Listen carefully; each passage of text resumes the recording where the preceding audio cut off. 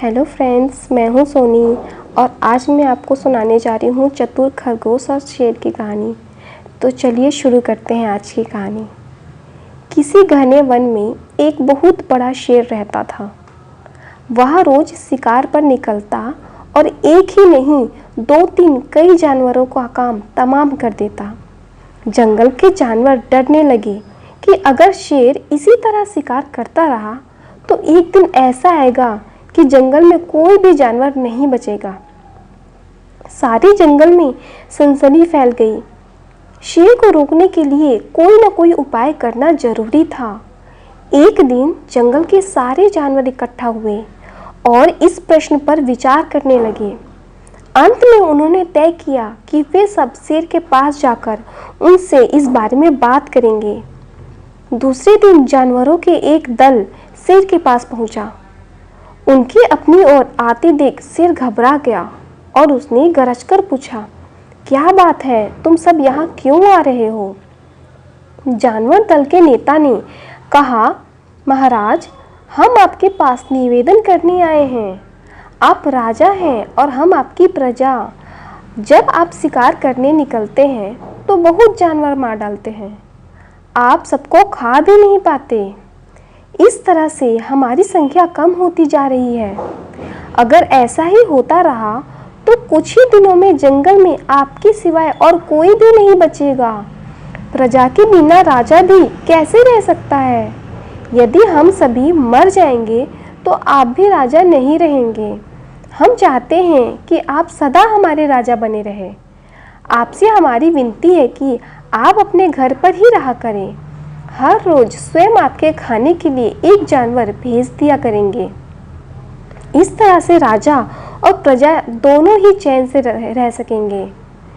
शेर को लगा कि जानवरों की बात में सच्चाई है। उसने पल भर नहीं सोचा, फिर बोला, अच्छी बात है, मैं तुम्हारे सुझाव को मान लेता हूँ, लेकिन याद रखना, अगर किसी भी दिन तुमने मेरे खाने के लिए पूरा भोजन नहीं भेजा तो मैं जितने जानवर चाहूँगा मार डालूँगा। जानवरों के पास तो कोई चारा नहीं था, इसलिए उन्होंने शेर की शर्त मान ली और अपने अपने घर चले गए। उस दिन से हर रोज शेर के खाने के लिए एक जानवर भेजा जाने लगा। इसके लिए जंगल में रहने वाले सब जानवरों में से एक एक जानवर बारी बारी से चुना जाता था। कुछ दिन बाद खरगोशों की बारी भी आ गई। शेर के भोजन के लिए एक नन्हे से खरगोश को चुना गया। वह खरगोश जितना छोटा था उतना ही चतुर भी था। उसने सोचा, बेकार में शेर के हाथों मरना मूर्खता है। अपनी जान बचाने के लिए कोई ना कोई उपाय अवश्य करना चाहिए और हो सके तो कोई ऐसी तरकीब ढूंढनी चाहिए जिससे सभी को इस मुसीबत से सदा के लिए छुटकारा मिल जाए। आखिर उसने एक तरकीब सोच ही ली। खरगोश धीरे धीरे आराम से शेर के घर चल पड़ा। जब वह शेर के पास पहुंचा तो बहुत देर हो चुकी थी। भूख के मारे शेर का बुरा हाल हो रहा था।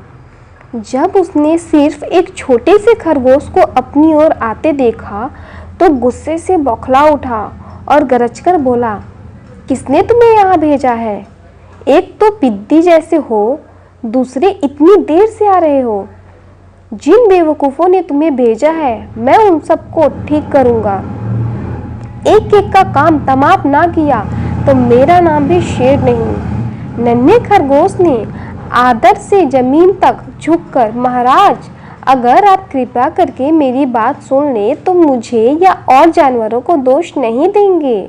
वे तो जानते थे कि एक छोटा सा खरगोश आपके भोजन के लिए पूरा नहीं पड़ेगा, इसलिए उन्होंने 6 खरगोश भेजे थे। लेकिन रास्ते में हमें एक और शेर मिल गया। उसने 5 खरगोशों को मार खाया। यह सुनते ही शेर दहाड़ कर बोला, क्या कहा? दूसरा शेर? कौन है वो? तुमने उसे कहाँ देखा? महाराज, वह तो बहुत ही बड़ा शेर है। खरगोश ने कहा, वह जमीन के अंदर बनी एक बड़ी गुफा से निकला था। वह तो मुझे ही मारने जा रहा था, पर मैंने उससे कहा, सरकार, आपको पता नहीं है कि आपने क्या अंधेर कर दिया है। हम सब अपने महाराज के भोजन के लिए जा रहे थे, लेकिन आपने उनका सारा खाना खा लिया। हमारे महाराज ऐसी बातें सहन नहीं करेंगे। वे जरूर ही यहाँ आकर आपको मार डालेंगे। इस पर उसने पूछा, कौन है तुम्हारा राजा?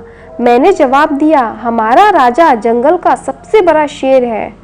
महाराज, मेरे ऐसा कहते ही वह गुस्से से लाल पीला हो बोला, बेवकूफ, इस जंगल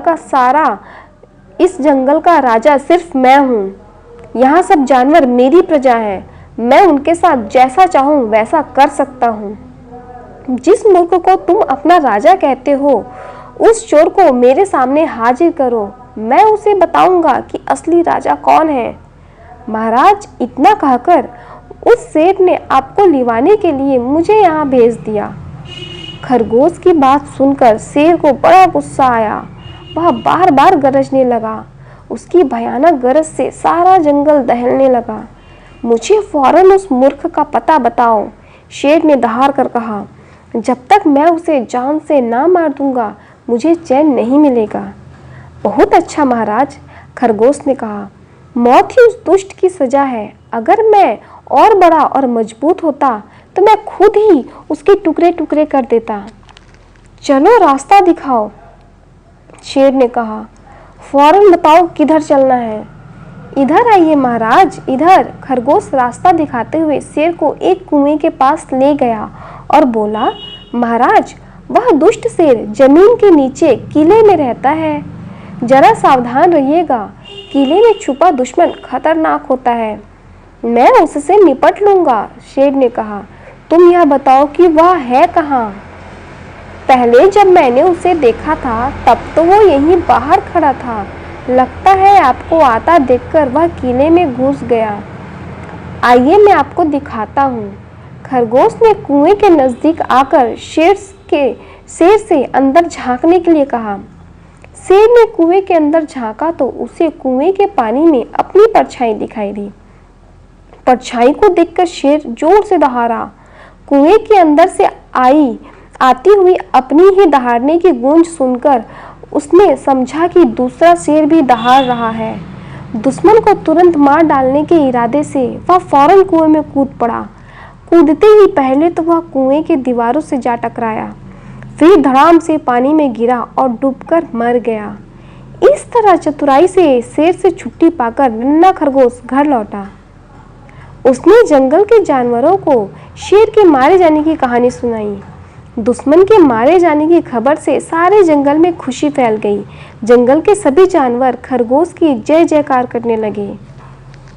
सीख: इस कहानी से हमें यह सीख मिलती है कि घोर संकट की परिस्थितियों में भी हमें सूझबूझ और चतुराई से काम लेना चाहिए और आखिरी दम तक प्रयास करना चाहिए। सूझबूझ और चतुराई से काम लेकर हम भयंकर संकट से उबर सकते हैं और बड़े से बड़े शक्तिशाली शत्रु को भी पराजित कर सकते हैं।